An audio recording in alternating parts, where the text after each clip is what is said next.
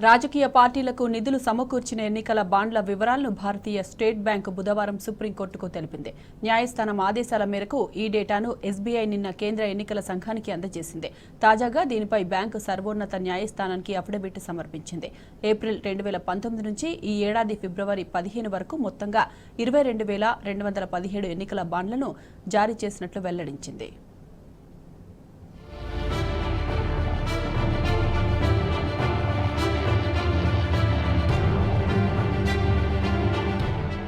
రాజకీయ పార్టీలకు విరాళాలు ఇచ్చేందుకు కేంద్ర ప్రభుత్వం ప్రవేశపెట్టిన ఎలక్టోరల్ బాండ్లకు సంబంధించిన పూర్తి వివరాలు తమకు ఎస్బీఐ నుంచి అందాయని, వాటిని గడువులోగా బహిర్గతం చేస్తామని ప్రధాన ఎన్నికల కమిషనర్ రాజీవ్ కుమార్ వెల్లడించారు. జమ్మూ కాశ్మీర్లో లోక్సభ ఎన్నికల సంసిద్ధంపై సమీక్ష నిర్వహించిన అనంతరం ఆయన మీడియాతో మాట్లాడారు. కాగా సుప్రీంకోర్టు ఆదేశాల ప్రకారం శుక్రవారం సాయంత్రంలోగా ఎలక్టోరల్ బాండ్ల వివరాలను ఈసీ తన అధికారిక వెబ్సైట్ లో అందుబాటులో ఉంచాల్సి ఉంటుంది. ఇందుకు సంబంధించిన స్టేట్ బ్యాంక్ ఆఫ్ ఇండియా ఇప్పటికే ఈసీకి సదరు డేటాను అందించింది.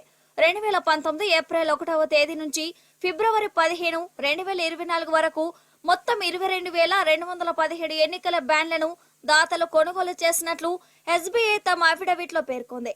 ఇందులో 22,030 బాండ్లను పలు రాజకీయ పార్టీలు ఎన్కాష్ చేసుకుని నిధులు తీసుకున్నట్లు తెలిపింది.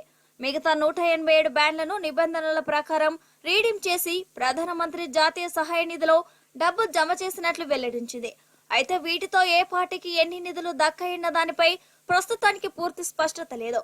సర్వోన్నత న్యాయస్థానం ఆదేశాల ప్రకారం ఈ నెల 15 సాయంత్రం 5 గంటల్లోగా ఈసీ ఈ సమాచారాన్ని వెబ్సైట్ లో బహిరంగపరచాల్సి ఉంది.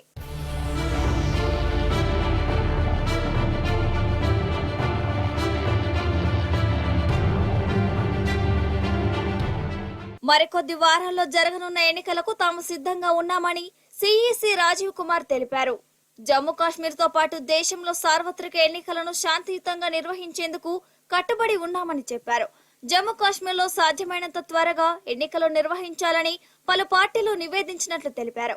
నాయకులందరికీ సమానమైన భద్రతను కల్పించాలని పలు పార్టీల నాయకులు తమను కోరినట్లు ప్రధాన ఎన్నికల కమిషనర్ వెల్లడించారు. 2024 లోక్సభ ఎన్నికలు స్వేచ్ఛాయుత, నిష్పక్షపాతంగా ఎన్నికలు జరిగేలా చూస్తామని ఈసీ తెలిపింది.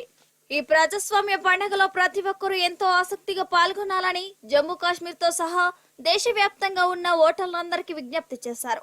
తప్పుడు వార్తలపై ఎప్పటికప్పుడు స్పందించేందుకు గాను ప్రతి జిల్లాలలో ఒక సోషల్ మీడియా సెల్ ను ఏర్పాటు చేస్తున్నట్లు వివరించారు. అభ్యర్థులందరికీ సరైన భద్రత సమకూర్చి కేంద్ర బలగాలను దించనున్నట్లు చెప్పారు. జమ్మూ కాశ్మీర్ లో ఆన్లైన్ నగదు బదిలీపైన కూడా పర్యవేక్షణ ఉంటుందని రాజీవ్ కుమార్ తెలిపారు.